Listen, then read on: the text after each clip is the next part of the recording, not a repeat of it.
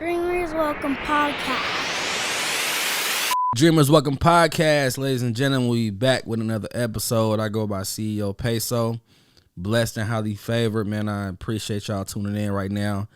We have somebody that I genuinely fuck with, and I'm not being biased with it, but I know my man's over a decade right now, and we seen each other at our worst and at our best, and we still climbing up top. Julio Mook is on Dreamers Welcome. Let's get it. How you feeling, my G? I'm feeling amazing, brother. My G, Yeah, I appreciate blessed to you. We have got you, Uptown Brand in the building, big product placement. We got Forever Set in this motherfucker. You know what I mean? Nah, no, but I appreciate you coming through, though, bro. But tell me how you feeling right now. What's going on, I'm man? feeling amazing. I'm here. You know, that's what I like to tell everybody, man. You ask me how I'm doing today, I'm here. I can't do too much complaining. Absolutely. I'm great, bro. How about yourself? Cooling, man. You know, just feeling good, bro. Just being able to still project my voice and you know, let the people tune in to something new, man. You know what I mean? That's a fact. But yeah, man. So like I said, Dreamers Welcome, bro. You know, anybody's welcome. We just talking about whatever we want to talk about, man. You know, we chasing dreams and we making this shit work for ourselves. And you and me both know how much it take and the things we done been through, and we gonna tap into a lot of that. Yeah. But for the listeners who don't know, for the viewers who don't know, give us a little bit about your background. You know what I mean? Like where you from, where you was raised, and anything like that. Straight up. Proudly born and raised here in Dayton, Ohio, 937. Specific section, Uptown Route 4. Yes, sir. You know what I'm saying? But yeah, man, that was the start of it all. Done a lot of traveling and a lot of moving around, you know what I'm saying? Living here and there, just chasing the dream. Ironically enough, dreamers welcome, you know what I'm saying? So, yeah, it all started there though, you know what I mean? Musically, early age, not to sound cliche, but you know, that started at an early age, like 8, you know what I mean? Far as me really tapping into music, writing and stuff, you know what I mean? So it started early. My pops always had us tuned in to the music earlier than that, you know, so I'm well-rounded when it comes to the music, you know what I'm saying? Okay. Listen to all type of shit, but, you know, that's the foundation. Okay, so, like, the area you grew up in, we know it as Uptown, Jefferson. Jefferson Township. How was it growing up around there? Because people usually say that's in the middle of nowhere or whatever, though. But it seemed like it was its own world over there in Uptown. Yeah, so how was it, though? I have to say this, man. As my big homie, my big uncle, the late, great Crown C. Corleone would say, rest in peace. Nigga, we from the farm. From the farm, we from the farm, nigga. We from them sticks. He used to say that. But that's what it is, but it's more than that. It's way deeper, man. It's family orientated. It's a close-knit place. I would assume like Trotwood is. You know what I mean? Like you grew up knowing who on this street, who at this house, who, you know what I mean? Yeah. Same way. You know what I mean? Small collective. Small collective, you know what I mean? So like Jefferson, my grandparents moved there in the 60s. You feel me? And from then on, they still there. You know what I'm saying? And so it's generations. My dad, my aunts, my uncles, you know, so they friends became my uncles and my aunts. You know what I'm saying? Because it's just a close-knit place. You know what I mean? A lot of their parents still there.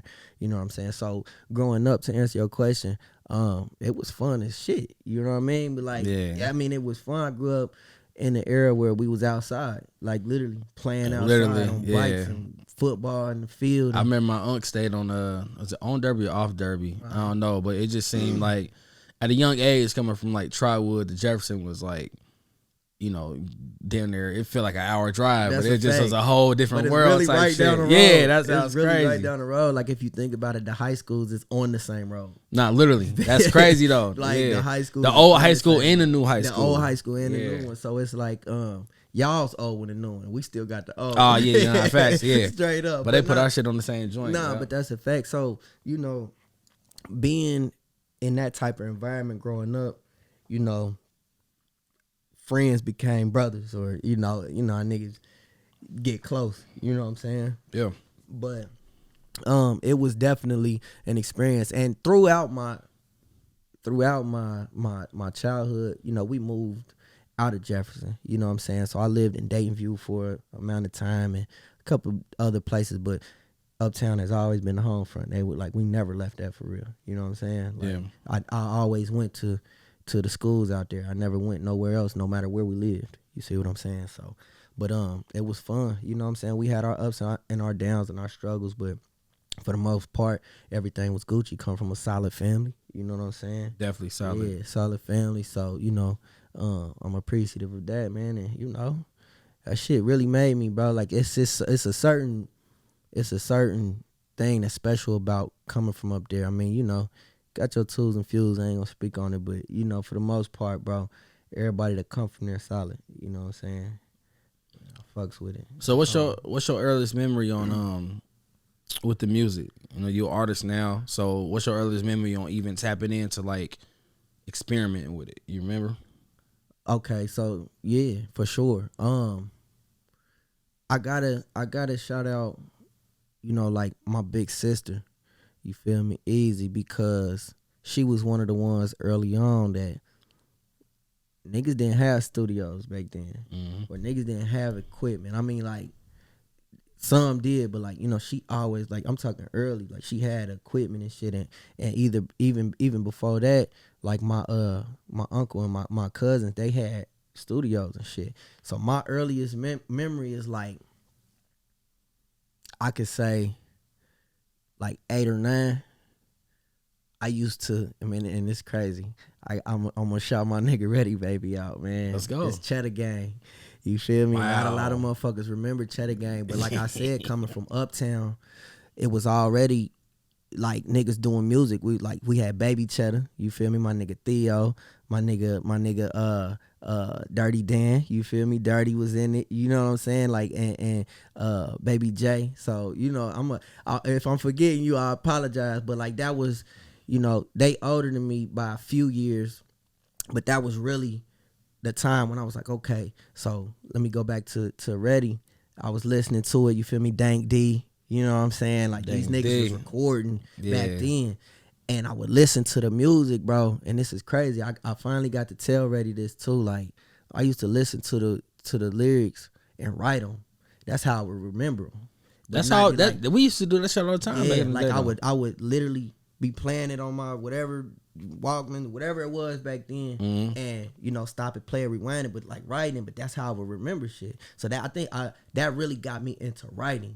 You know what I'm saying? Like, for myself, like, I wasn't really recording, rapping in for myself. That was just a thing that I used to remember shit. So like, early on, that's what really got me into like really loving music and just trying to do it for myself, because I had always been exposed to music. Like I said, my pops, man, he listened to all type of music, reggae and jazz, and I mean, like, I can't, like, every genre, all over the place. Yeah, just that household. Yeah, it molded me. You know what I'm saying? Like, we would take trips to the A every weekend, and that's what we listening to, music the whole way. So, you know, my love for music is deep, and we can even get into family members being in well-known bands and stuff from the earlier years from Ohio and all that. So, like I said, it's always been something that's been around. But, you know, to answer your question, that's really a specific time where it's like, okay, I want to do this. So it sounds like the more tangible city aspect of like the artist doing it around you was more influential for you to start doing. It definitely music. was. It definitely was. And like I said, man, I'm a 90s baby. You feel me? I'm a Dipset fanatic. and we can get into that because we just had the verses, you know, and contrary to many's opinion on it, man, it's still Dipset for life, man. You feel me? That shit ain't gonna change. It's the eagle, man. You know what I'm saying? Man. But so, you know, listening to that music, you know, even though that I said I was a 90s baby, even though that came like, you know, 2000s, you know what I'm saying? But Cameron was still putting it down like late 90s, even probably mid 90s too, to be honest with you. You know what I'm saying? This was before a lot of niggas was hip to him. You know, a lot of that shit had molded me and made me really want to do music. And taking it back even further, like, I was listening to Ice Cube and shit like that. Like, the West Coast got a big and your aunt too, and everybody was playing like a lot of music. He always be like tagging me and shit and everything. Oh, man. yeah, big aunt, yeah, for sure, yeah, Uncle Wild. Like, that goes to show you how it was around me. Even my aunt. Like when motherfuckers had the CD case. Yeah, go through it, and they put the feel me? CD cover in the joint. You see what I'm saying? Okay, so know? because you had so many like well-rounded like elderlies, like was it difficult to what was your gravitation from like West Coast, East Coast, Midwest? Like what genre did you really fuck with more? Man, that gangster rap. I ain't even gonna lie. You know what I'm saying? Like what coast though? Is that West Coast? Yeah. Because like I said, growing up in the 90s, being with my aunt a lot, she listening to Tupac. She listening to Ice Cube. So we in the back seat. She used to tell us, "Don't y'all repeat this shit." You feel me? Like no cap, that's real. She used to tell her like, "Y'all better not repeat none of this." But she throwing it in and spinning it. So that's what you know what I'm saying? I just fell in love with it. I literally fell in love with it. You know what I'm saying?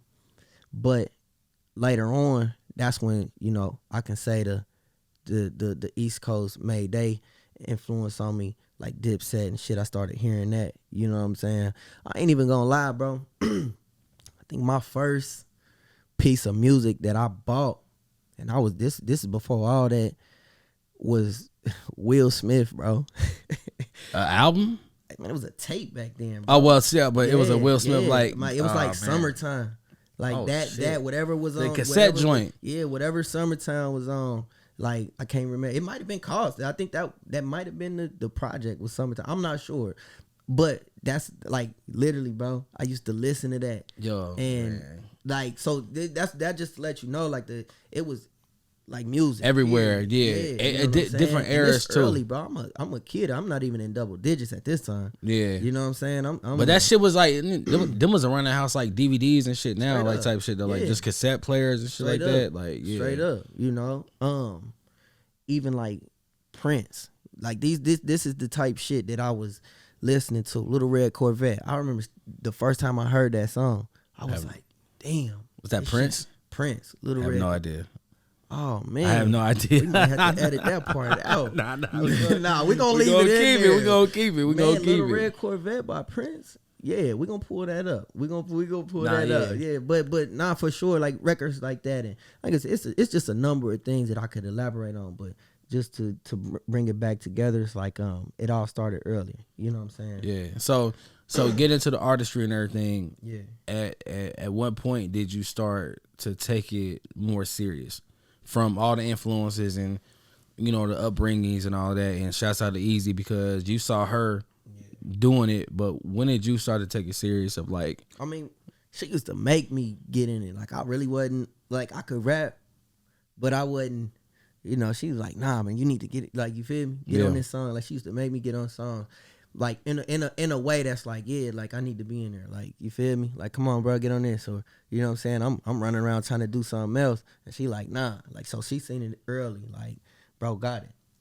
You know what I'm saying? But I'm sorry, ask the question again. What no, like just what made you like at what point did you be like, all right, I'm about to start taking this artistry serious to be an artist, to be a rapper. I hate saying rapper, but to be an artist. Yeah, nah, I get it because I do too. I mean, and I don't know what part of that. Because it sounds immature, like rap. Yeah, like bitch, no, like I do. I'm an artist. Like, I'm an influencer. Yeah. And we can get into that too because I don't think a lot of people know just how difference. Deep, or just how deep for myself, speaking for myself, what I do when it comes to, you know, creating. That's what I like to call it. But anyway, to answer your question, I say it might be two times, bro. It might be 2 points where it really was like, okay, I'm serious. And I say about like 14, 15, that's when we was, you know, high school. It was like, okay, we in it. And we like, this is what we gonna do. We rap. We gonna rap. I wanna be a rapper. You know what I'm saying? Like, you know, growing up, you wanna be this and be that. And I had football dreams. You know what I'm saying? Mm-hmm. You know, my freshman year, I broke my knee. And it was just like, after that, I'm like, nah, you feel me? I ain't got discouraged from it. Yeah, for real, you know. So music kind of literally took over from there, you know. Then I would say, you know, life went on. The second part, I would say when maybe a little bit before, but really when we met, you feel me? Like when I really touched down in Orlando, 2010. yeah, you feel me? Yeah. Like 2010, that was really the point where I was like this what I'm really want to do though. Like I'm about to do this. Like no matter what, this what I'm gonna do. You know what I'm saying? Like I said, a few years before the earlier years, like I was on and off with it, but like that was really the time where it's like, nah, in or out, in the studio every day, recording, pulling up. You know what I'm saying? Like this what I want to do. So do you think that, because I remember we linking up, do you think that moving from Ohio to Orlando had sparked something to just make you go more for it? It was the best thing I ever did. Explain. At that time in my life, I had moved at like, I think I was like 19. I might have been 19, 20, something like that. So I wasn't even 21. See what I'm saying? So leaving from being in the streets here, you know, running the streets every day, just like really not even having no real, like I had goals, but it was like, you know, we was young. We just, you feel me? We thriving, you yeah. wake up, yeah, you know, you just figuring it out. Figuring it out. What is jump off the cliff, build wings on the way down? That's You exactly told me what it that. was. Yeah. You know what I'm saying? So moving there was like, and I love the city, don't get me wrong, but it's a comfort thing here. It's like, you know, this home. You feel me? The city that Moving made us away, and raised us, yeah. Moving away is different. Like, not a lot of people do it or can do it. Some can, you know what I'm saying? But it was like, at that era, 2010, that's different. Like, you know, the world was different. Looking back now. So, what it did for me was, that shit bossed me up because I ain't had no choice but to make shit happen. You feel me? Yeah. And it just, I feel like it helped me grow a lot.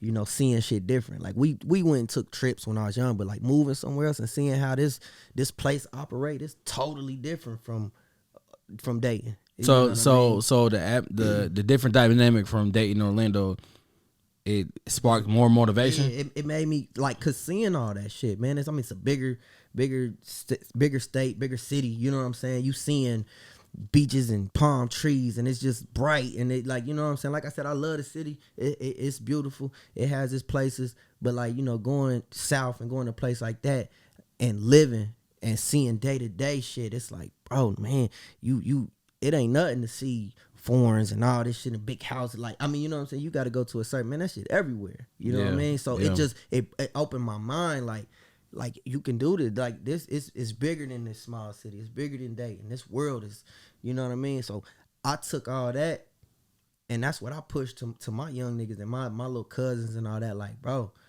this shit way bigger. You know, my mentality was hood. Nigga, we in the hood all day, every day. We kicking and running the streets and in the car 24/7. Like, man, this shit way bigger. It's shit out here. It's opportunity. You know what I'm saying? So in a sense, you being the first around, the people you was around, you felt like an influence in a sense. Like, yeah, I can say that. This is because this is before we can like flaunt shit on social media and everything. It was like the beginning of that shit. It was, social media wasn't what it is now. You know, that was like the beginning stages and shit. Social media was like just pictures. That's all like it was. Back in the G though. Like literally pictures. You know what I mean? And it wasn't, I don't feel like it really was a lot. Like now, everybody on that motherfucker. It's just like and I really get pulled back from the social media because that shit'll suck you in, bro. And it's like people validate that with like or compare that with like real life, and that ain't it. Like, if you don't post this, it didn't happen type shit. Like, man, you ain't gotta post every, you know, thing. But that's a whole different story. You know what I'm saying? But I want to make this point. Like, when I moved out there, maybe like a year and a half or a year or two later, I moved. First of all, I moved out there with big bro T. You feel me? And T is a solid individual. Absolutely. Like God really put us together. Like, that's literally my family. You feel me? So shout out to the whole fam, Linlow. You feel me? All the Barkers. Like, that's them my people. You feel me? So moving out there with T, and it's a whole story behind that. But moving out there with T was a great thing because he already had knowledge. You know, he older, so I was like under his wing. So he was kind of helping me navigate. You know what I'm saying? So hold on. Let's tap into. You said that's a whole nother story. We're gonna get into it. So yeah, for sure. What was the initial reasoning for you to be like, all right, I'm about to up and move to Orlando? My nigga had went. My nigga caught a Fed case. My nigga Bubba. You feel me? And it was me, Gotti, and Bubba. Anybody that know me, they know. That's the crew. You feel me? My niggas. So Bubba had caught a case and got sent up for like 5 years. So, you know, naturally being together all the time, you know, one leave, it kind of was like, boom, like, damn, you feel me? It railroaded us for real. You feel me? And I just was like kind of done with the lifestyle. Like, I'm gonna just keep it 1,000. You feel me? Like, I was just done with living like that. And I had people that lived out of town. So I like reached out and was like, bro, I had just finally made the decision, like, I'm about to get up out of here. Like, I had went and visited though. That was the thing. I had went and visited with my girl at the time. And then when we got back, I'm like, bro, I want to move out there. Like, I'm ready to go. So I reached out to my family, and Ro, you feel me? She solid. She like, yeah, come on. So I go to this like little house party, and T there. So we talking. You feel me? I'm like, yeah, bro, I'm about to move in like 2 weeks. Like, I'm out this motherfucker. That's what T said. No, that's me. You. So he like, shit, where you moving? I'm like, Orlando. Literally just had a conversation with. I'm like, nigga, I'm moving to Orlando. He's like, shit, I want to go. I'm like, shit. He was like, nah, for real. Like, nigga, I'm trying to go too. So I'm like, all right, let me holler at my people and see, you know, if it's cool. I hear her like, look, my big bro, he want to come. You feel me? I mean, at this point, like, she know he ain't family, but if I'm vouching like that, she like, okay. Solid you know word, what I'm saying? yeah. So I'm like, you know, he want to come too. She like, he can come too. So I told him, literally, my man's had a great job. He had a condo, paid for it that he lived in, went and drained the bank, and packed up everything, told moms, everybody, like, I'm moving to Orlando. And literally, we was gone 2 weeks later. Real dream chaser. No plan or nothing. Like, we knew that we had a place to stay. Like, a week or two later, we had jobs there. So was that nervous for you to take that leap of like getting out of your comfort zone? Yeah, but here? It wasn't too much for me not to do it. I was nervous, but I was like, man, I'm gone. Like, let's see what this got to offer. Yeah. Nothing, you know what I mean? Nothing to lose. And it was, like I said, it was the best decision because it really helped me grow up. You know what I'm saying? Like, it really helped me. It pushed me, like, really into this real world. Like, man, this is bigger. Look what's out here. You know what I'm saying? Like, you can't just pull over to Granny's house or go around the corner. Like, nah, you out here. Yeah, you got to build a whole different way. You got to figure it out. Yeah. You know what I'm saying? And we stood on that. And from there on past the years, my brother moved out there, my cousin, which they still out there. Yeah, shouts out to Matt. You know what I'm saying? And I just like, seen Matt. So it's just, I'll be feeling like, even though I ended up coming back at a certain amount of time, I stayed by Coastal, but I came, you know, I moved back, especially like when I had my daughter, my first daughter. I felt that it was purpose. It was a purpose for me moving out there because I moved them out there. You know what I'm saying? Like, you know, I was the one who went. He came, so it's like, okay, I helped, you know, set that up. You feel me? So whatever the purpose was, that ain't for me to say, but it was an outlet for them, and they thriving though. You know what I'm saying? Like, you move by influence though. Yeah, for sure. So, like, to the people who don't understand, like, why is it so important to, like, to go against the grain of, like, your comfortability compared to, like, experience something new? Like, why is it so important just to put yourself in an uncomfortable position to get it? Because it's gonna make you do shit you never thought you could do. When you're back against the wall, when you don't have no choice but to do this, you gonna start figuring shit out. Like you said it earlier.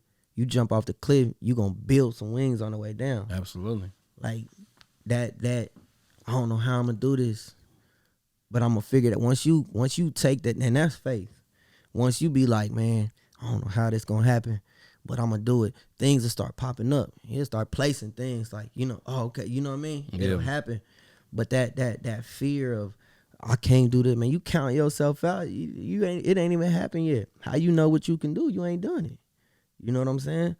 Like, you don't know what you're capable of until you don't have no choice but to do it. You know what I'm saying? So take that step or put yourself, not necessarily putting yourself in a position or doing that. You know, uncomfortable positions gonna build you, and it's gonna build your character, and you gonna start finding shit out about yourself. Absolutely. You definitely gonna start finding shit out about yourself. Like, man, I ain't even know I could do that. You know what I'm saying? You'll learn new shit, and that'll just, like I said, it build that muscle. You know what I'm saying? You'll get torn down and be built back up. Yeah. Feel me? Well said. All right, so you go to Orlando. We link up. We do some music. Yep. And then I want to ask you about the names of your discography. So, Moet and Cubans. Yeah. Therapy. For sure. My thoughts. Now we're gonna go through each one. The influence behind Moet and Cubans. Why that name? That actually was my social media handle for a long time, and simple enough, I drank Moet and I smoked Cubans. Period. You know what I'm saying? At an early age, though. That's a fact. And so I might have to bring that name back too, man, because it's just so like people used to really address me as that, like Moet and Cubans. Like, yeah. you know, it's almost one of them things where you think it's a group, but it's one person. You know what I'm saying? Like, that damn near is a group name, but it's one person. You know what I mean? So, Moet and Cubans, like I said, it was simply that. And the music around that time that I was creating, both of those things had his, you know, influence, indulgence on it. Yeah, you know what I mean? But that's just how the music sounded. It sounded like you want to light up a Cuban and you want to just sip some champagne. Like, that's what the music sounded like to me. You know, we had Ben That Nigga on there and TSMGs, and you know, it was the intro and Doing and Enough. My Life, Doing Enough, Intoxicated. So it was real smooth shit, you know. So it's player like you know, Moet and Cubans. You know what I'm saying? So I try not to overthink titles. So it's just you just keep it organic. I keep it organic, the feeling, because that's what goes into how I make the music. So the titles is just gonna be a reflection of that, you know, the time I'm in. You feel me? Okay, so let's tap into Therapy, because that's not your average, you know, mixtape album name. So straight up, what was the meaning behind naming the next project Therapy from Moet and Cubans? So in that time, for me making Moet and Cubans and Therapy is years in between that. On and off music, life, having my first child, losing people, ups and downs. You see what I'm saying? So experience, shit happened in between that I could talk about. Yeah.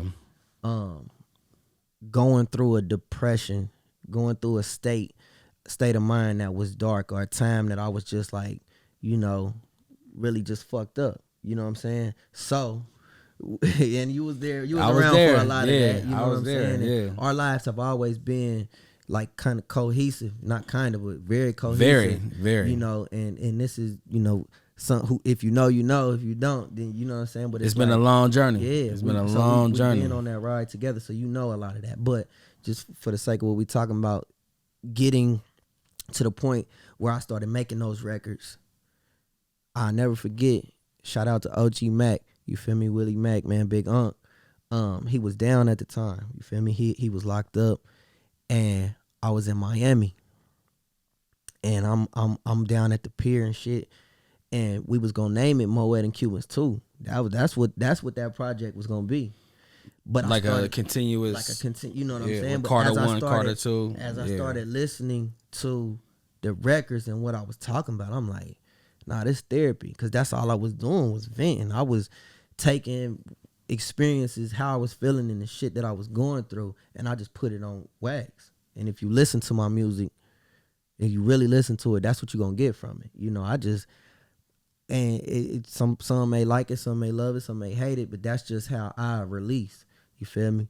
Is what I'm going through. That's what I'm gonna put on wax. So that's how Therapy came along. So I changed the name right on the spot right there. So do you think that some of your best music come from just the real life circumstances? I know it does. I can get in, and I do. I get in the booth, and it's not always I ain't just going through shit 24/7. You know what I'm saying? But I just feel like that's what's authentic. You know, you can get in the studio and pop it. You know what I'm saying? And just talk your shit and I got this, I got that, and that's cool. But what matter to me the most is the motherfucker who gonna go through this or whatever the case may be, and it can listen to my shit. They gonna relate to it. They gonna relate to it. They gonna feel it. You know what I'm saying? Because I ain't been through everything, but I've been through enough, and I've seen some things, and I would be wrong not to talk about it and try to help you. I refer to my young niggas, my little cousins, all them a lot because they look up to me in that sense. So they gonna listen to this and they gonna hear it. They like, yeah, big bro, no, and they gonna call and be like, man, I'm going through this, and I'm gonna give them the real. I ain't gonna sugarcoat shit. You see what I'm saying? So yeah, that's where a lot of that come from. All of it come from just the experiences, and it's like if you not doing that or putting that in your music, man, we go through life like it's real shit. What's going on with you? They're like, when I listen, I don't really listen to shit I don't feel. And Roddy Ricch said that, like, he was saying that, like, people kept asking him to put out music like every other couple of months, and then he had put up something like I'm not about to put out something every time y'all want to hear something, because he was like, basically, he was just saying, like, man, sometimes you got to go through shit to put out the best music. Like, you can't put out something every month. I feel it. Yeah. Like, shit got to go through something. If you got it like that and you went through enough and you just putting it out, I feel it. To each his own. But he 1,000% right. You know what I'm saying? And it's like, I used to get it all the time, and sometimes I still get it. Bro, you need to make this type record. You need to make this type record. You do a club record, do a stripper record, do blah, blah, blah. And for y'all listening, to tell an artist that, it's like, bro, I get it's it. Impossible. I mean, not necessarily impossible, yeah, but when it's somebody who take the shit as serious as me. Like I said, it can happen. I know, but it's like, that ain't even really the lane that I'm shooting for. You know what I mean? Like, because it's meaning behind my shit. And that's cool. I'm not saying I'm against, because I got new records that ain't came out. Just, you be able to spin in the clubs or whatever. And see, shout out to Starlito, man. He said, I don't make music to be played in the club. Like, I mean, that's just how I feel. I relate to that. I feel that. But the point is like, yeah, I get that. And it's like, all right, but it's forced. You know what I'm saying? Like, go in and the shit just be seeming for. I like the natural, organic shit. Like, I turn the beat on, I know off the gate if it's gonna resonate or not. I already know. You feel me? And whatever that feeling is, whatever I feel like talking about, it's gonna go on there. Yeah, it's gonna go on there, and them turn out to be my best records. So then we go from therapy to My Thoughts. Yeah. Now, what's the gap in between therapy and My Thoughts? It's a few years in that gap, man, and it's a lot of. So what's the difference though? I mean, because it sounds like you building up growth. Yeah, growth. It was a continuation and an ending. An ending to that therapeutic time where I was going through some shit, a specific thing, you feel me? And I came on the ending of that. So these are still my thoughts. Like, I still feel that way. I still feel like I'm venting. Cause you in your bag on the thoughts though. Ooh, like this is how I feel. You know what I'm saying? Like, and shout out to Blizzy Blake, man. Shouts out to Alien Blake, man. That's the guy. Blake the Alien, my nigga. I love you. I say that on wax. You my that's my dog, bro. Like, that nigga really changed my life, and I say it in that record. But so, being transparent, transitioning from my thoughts to, from therapy to my thoughts it wasn't hard. You know what I'm saying? It was like, okay, I feel like this, but I'm not in that same place I was. You know what I'm saying? I overcome the depression. I overcome these certain obstacles, but that was like the ending of this. I don't really feel like that no more. You know what I'm saying? But it's still some things going on. These my thoughts. I'm gonna get them out. But after this, I'm done. Like, you know what I mean? It's like, over. It's over. Like, that part of my life is done. I don't have to keep giving it life. I don't have to keep you know, I don't have to go backwards. Keep feeding into it. I don't have to no more. Like I feel accomplished in that area. You know what I'm saying? And like I said, some shit I'll keep, you know, personal, but you know what I mean. You know a lot of stuff that was going on around that time. So like I said, it's things that just got ended, and it's like, okay, yeah, I'm good now. You know what I mean? So let me finish up these thoughts. Like these my thoughts. I'm done with this. You know, I had this therapy session. These my final thoughts. You feel me? Yeah. Like, let me go ahead and get this out. So so with the musical incline of everything you've been accomplishing, you branched out. So we got Uptown Brand. Like you wearing more hats than just an artist. Yeah. So first off, wearing multiple hats, I want you to explain, is it difficult to go from like, you know, just being an artist, worrying about, you know, what you're gonna put on wax, compared to like, okay, like now you a creative designer. Yeah. Yes and no, because, and I'll say it like this. I feel like I've always wore multiple hats just in life, period. You know, you got to be here, be there, do this. If you a hustler, you got your hands in different things. You know what I'm saying? So you're used to multitasking. Fast forward to starting the brand, and I have to say this. I've always done like little drops here and there, you know what I'm saying? But when COVID hit, it was like I had a lot of time on my hand, as everybody did. And I had some paper, and I'm like, look, I'm about to really go in on this merch. Like, so COVID helped me, man. Like, I grew through COVID. A lot of people was going crazy and ain't know what to do, man. Listen, I was sitting cause I'm a loner anyway. You know how I am. I don't really introverted. Yeah, like I don't really fuck with a lot anyway. Like I be chilling, so that shit was cool for me. Like I wasn't tripping. So it just gave me time to get these plays together. You know what I'm saying? So the Uptown Brand came along, and I'm like, okay, I wanted to keep it something that was like to me. Yeah, I about to say, yeah, like key in on what's the background of the Uptown Brand? Why that? I mean, and it's simple enough. You know, it's where I'm from. I have to say this, man. A lot of the influence came from big homie Nip and Crenshaw. You know what I'm saying? Like, I mean, just to keep it 1,000, a lot of influence came from that. You know, it had to be something real close to me. You know what I mean? And I love, you know, the fashion is a whole thing. Shout out to my baby sister Saucy. You know what I'm saying? Like, she been started this shit back in like 2013. You know what I mean? Like, just of the whole fashion shit, and she's still doing great now. So I gotta shout her out.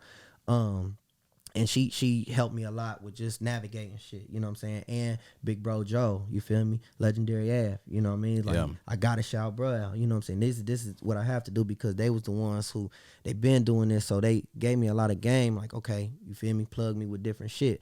But just to get back to your question, the Uptown Brand, like I said, obviously from the hood, Uptown, you know what I'm saying? So I wanted it to be something that was, it kept that family aspect to it. I love hoodies and crew necks, and so that's why I initially started out with crew necks. Plus, it was like November 2020 when I started, like literally started the brand. So it was like cooler around that time. You see what I'm saying? So it had to be something that I love to rock, that I want to, you know, if you fuck with me, you fuck with Mook. You put know to what the I'm saying? public. Exactly. So that's why I initially started off with that. Like, I wear crew necks year round. You feel me? I wear a hood. That's just my shit. You feel me? Sweatsuits. I'm comfortable. I like to be, you know, comfortable and shit. So that's where it went. Then it gravitated to the hats. I love dad hats and truckers and shit like that. I stay in that shit, man. I got a whole closet full of them. You know what I'm saying? Hold on. So going back, because you said Nip. Obviously, I know, but Nip was a influence on how you seen what he was doing. Yeah. So tell me your significance. Like, what's the biggest thing that from what Nipsey was doing, what resonated? Not even clothing, but like what is it? What's the connection with you and Nip? Like, what resonated from Nip that impacted you? That's my brother. Nah, G shit. Nah, G shit. Like I don't think, you know. I mean, I say it. I've said it a few times during this podcast. But like, if you know, you know. But I'm gonna let you know. Like, Nipsey his music first was what I got hip to early on. You know what I'm saying? Like 2010. You know what I'm saying? A little 09, but like really tapping in and just seeing the growth and then the business mind. You know what I'm saying? The man, the person. You feel me? The integrity, the solidness. You know what I'm saying? I was just like, I knew like, oh, he different, like he's special, like what he got going on, how he operate, how he move, how he incorporate the people around him. You know what I'm saying? Like how he really stand on what he do and make shit happen and make moves. Like that's like I felt that. You know what I'm saying? I meshed with it. Like okay, then fast forward. When we linked up, it was just like, damn, you was like, bro, I fuck with this. So it was like, oh yeah, bro, you fuck with this. Yeah, too. it was so an easy like, connection. It was an easy connection, you know what I mean? But his influence and his impact before the death, like that's what I'm saying. A lot of people got hip, and I ain't against y'all. You know what I'm saying? A lot of people got hip after his death, and that's ultimately, I guess, that's what you want to do is make an impact, or leave a legacy. You know what I'm saying? Yeah. But I think Nip did it in the best way for us to our generation now to follow the path of like how he left his legacy. Yeah, and because and with the clothing, you know what I'm saying. Yeah. It's the blueprint. Yeah, you know what I mean. It's literally a blueprint of being self-made and making it happen for yourself and doing it off of look. Going back to what we said, man, I don't really know how this shit, but you gonna figure it out. You like along the way, pieces is gonna start getting put together. Yeah. You know what I'm saying? Like, if you know his story, it started from him and his brother on the curb. You know what I'm saying? Selling shit. He's selling CDs out the trunk, and it fast forward to the spot. And we done pulled up there. Yeah, Slauson Ave. You feel me? The Marathon store and met Black Sam, and you know what I'm saying. You met Nip, and you know what I mean. Like, so we got to tell that story. You know that what I'm saying? Deep. But I get that call, and I missed that FaceTime, and bro text me like, I met Nipsey in the LAX airport and called my nigga Julio. To this day. And it's just like a nigga seeing Jesus. But that's just how it is when you see somebody that, because Nip influenced me to be reading books and everything. And and that he made it cool because there ain't enough people of our color that make it cool to like educating yourself. You know what I mean? Educating the Vector 90 and and shit. Like, man, Nip was doing some crazy shit that and we didn't even like. I really feel like we got a glimpse of. I mean, it was a lot more. Yeah, it was like he was really about to turn up. So just to get back to your like the connection with that, it was like, man, I felt it so much. I felt like I could learn from. See, I don't really fuck with a lot of shit I can't learn from. You know what I mean? Like you'll be in conversations with a lot of people, and it's just it's idle conversation. Like I learned from him. I could really listen and know that okay. So what he talking about is of some importance. I can apply that to my life, and it helped me, and I can. You feel me? So what do you think that your music implies to other? Like, what's the message you trying to get out from like all the music that you choose to do, which is based around your personal life? Like, what are you trying to project out to unknowingly new fans and your fans? Like, what or supporters in a sense? Yeah, staying down and really understanding that the things you go through, somebody else going through as well. Absolutely. Or been through. Absolutely. And not sitting in it. Don't just be like, I'm going through it, my life is this and and them thoughts gonna come through, but this is a powerful thing. It's a tool, it's a muscle. This your brain, you think it enough, you gonna do it, or it's gonna happen, or you're not gonna do it.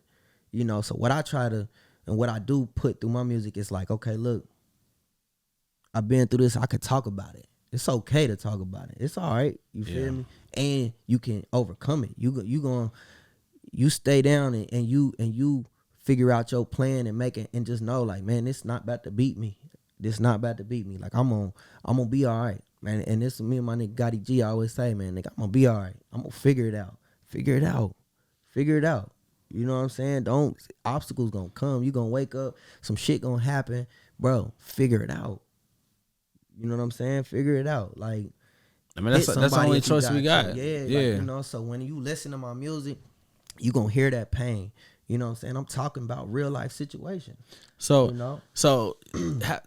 Explain like how, if it was, but was it difficult to transition to the normal things, to just like telling yourself to figure it out? Like, how difficult is it just to change like some personal characteristics just to keep moving? Like what's the process of that? Right? How do you overcome in your aspect? How to explain like everybody don't got music to just vent on. Yeah. You know what I mean? Right. So for somebody who can't vent in that way, far as going in, what's the best advice? What's the best advice? Get you some therapy. Go to therapy. Talk to somebody. Streaming on all platforms. Yeah, see what I'm saying? Slight plug. But no, for real, like talk to somebody. You know, talk to yourself. I talk to myself. Call it what you want. You know, I be having talks with that man in the mirror. You feel me? Get your shit together. You feel me? Get it together, bro. That wasn't it. Don't do that again. Good job, bro. You know what I'm saying? Like, I'm proud of you. Daily affirmations. You know what I mean? Talk to it, get therapy. You know what I'm saying? If you got somebody of importance in your life, you know, I don't vent to everybody. I don't. You know, as cliche as that may sound, because I speak a lot in my music, but it's like, it's certain stuff that, you know, I only talk about with certain persons or God alone. You know what I'm saying? That's how it is. But I just feel like to answer your question, don't bottle it in. Write it down. Right. You know, right. You don't have to be a rapper. You ain't got to, you know, put it into a song. Just write. Get it out. Get it out. You know what I'm saying? Get it out. Go sit by a lake or something and scream. Like, I don't know, man. But like, nah, that might work too, though. You know, but just don't be like, man, I don't have nobody. And some people, you know, it feel like that, man. But you would never know who is going through similar things or whatnot. You know, just let that shit out. You feel me? Absolutely. Let that shit out. And just know that you got a talent. You have a gift. You might not have figured it out, but until you really tap into yourself, you know what I'm saying? Tap into your spirit and dig deep down. You probably, you know what I'm saying, won't figure it out. But you gotta take some time to yourself. Take some time to learn you. That's I'm still doing that, but I did that in a major way. It's an everyday process. But that's what it's never gonna be a point where he's like, I feel like you just gonna keep growing. You know what I'm saying? If you on that journey and you like, it's gonna keep going up. You see what I'm saying? So just tap into yourself. See what, learn you. You know what I'm saying? Self-love. Love yourself. You know, a lot of people be looking for it, man. You got to love yourself first. You know Absolutely. What I'm Absolutely. That's real shit. But look, I feel like we covered a lot of ground, man. I'm appreciative of bringing you here, and it's not the last time, because it's not enough time to, everything we need to talk about, you know what I mean? But this was based around you and just your, you know, your thoughts and your perspective of just, you know, how you cope with things, how you deal with music, because I'm definitely I'm a biased fan, but I'm a bias because the shit is dope. I was around, you know, when we first started doing music together though. Yeah. But you know, I appreciate you though, bro, and your music is something that a lot of people need to hear. And I'm not just saying that because I know our influence, like I said, with Nipsey and everything, like we tapped in with everything, you know. So just let us know everything that you got coming up, or what's the future joints. Sure. What's going on? Well, number one, like I said, My Thoughts EP is out right now. Therapy, we talked about that. That's out. More Than Cubans. Everything is on every streaming platform. You know what I'm saying? You can follow me at Julio Mook 937. We in the process right now of dropping another project. I ain't gonna get a title right now, but it's coming though. It's coming on the way. Crazy feature coming too. Yeah, crazy feature coming we too. gonna leave that out. Yeah, crazy feature coming in, and I definitely want to collab more. You know what I'm saying? I mean, of course, the clothing. You know what I'm saying? The Uptown Brand. We got the clothing. And I want to collab. You know, I want to give a shout out to Yellow Pain. You feel me? I want to give a shout out to bro because I really feel what he got going on. He got a purpose. You know what I'm saying? Like his whole shit sort of like mine. Like I'm targeting just certain shit. Like he got a purpose, but it's way bigger. Like bro, dope. You feel me? Absolutely. Bro, super dope. He's very strategic, and I love that. You know what I'm saying? Because that's how I operate too. Like when you see something come from me, just know it wasn't just made yesterday, and you know this, but you know what I'm Yeah, saying? Like, well thought, that's a yeah. lot of shit to go into it before I even give it to the public. You know what I'm saying? And it's this artist from Cincinnati, man. Forgive me if I say her name wrong. Nina. Matter of fact, she from Columbus. You feel me? I definitely want to get in with her. You know what I'm saying? Absolutely. And work, you feel me? But you know, that's it. That's really what I want to do. You know, collab more. You know, I'm such a like you said, introverted person. You know what I mean? I'll just be cool. But I mean, I feel like that's needed. It helped me just to learn myself and find out my niche, bro, and really what I'm talking about and what I'm doing. You know what I'm saying? Yeah. So it is what it is. But you know, this music, bro, music dropping. Shout out to Blake. I'ma always shout out to Blake the Alien, my brother, man. Y'all tap into him, Blake the Alien, on all his platforms, man. One of the best, one of the hottest, one of the most greatest minds when it come to this R&B shit. Can't none of y'all R&B niggas fuck with him. I'ma say that right now. I second that. I'm gonna say that right now. His pen is crazy. His brain is amazing, bro. This nigga mind, he think on some other shit, bro. You feel me? This nigga think on some other shit. But yeah, bro. I mean, that's it, man. Just dropping. Just expect a lot more music, man. Expect a lot more clothing, you know. And we got some more business shit happening. You feel me? Absolutely. And like I said, man, crazy features, all that, brody. Bad. Visuals too. Yeah, man. yeah. Visuals. I'm behind the camera on that, man. You know what I Straight mean? up, yeah. Let's not leave that out, man. But look, man, it's Dreamers Welcome Podcast, man. Julio, I appreciate you. Like I said, this ain't the last one. You damn near my co-host. Man, I was look. We got a lot more to talk about. Let's get it on. And I want to say this, bro, and give you your flowers while we here. I can't leave without doing this, bro. I appreciate you for this outlet. I appreciate you for your visuals. You know what I'm saying? Because you was early on in this shit.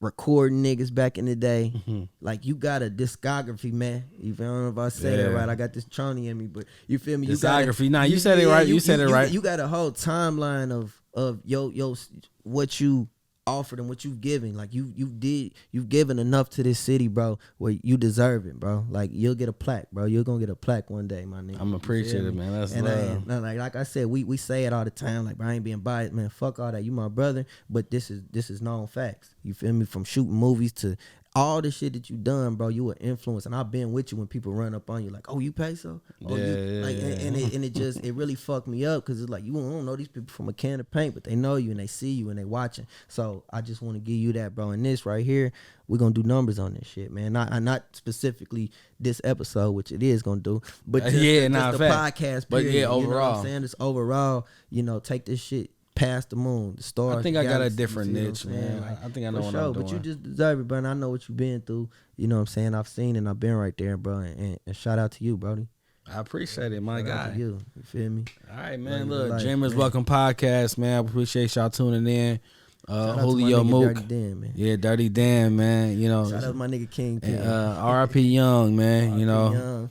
But I appreciate y'all tuning in, and you know, until next time, keep on dreaming. I'm gonna holler at y'all. Big Falls. Dreamers Welcome Podcast.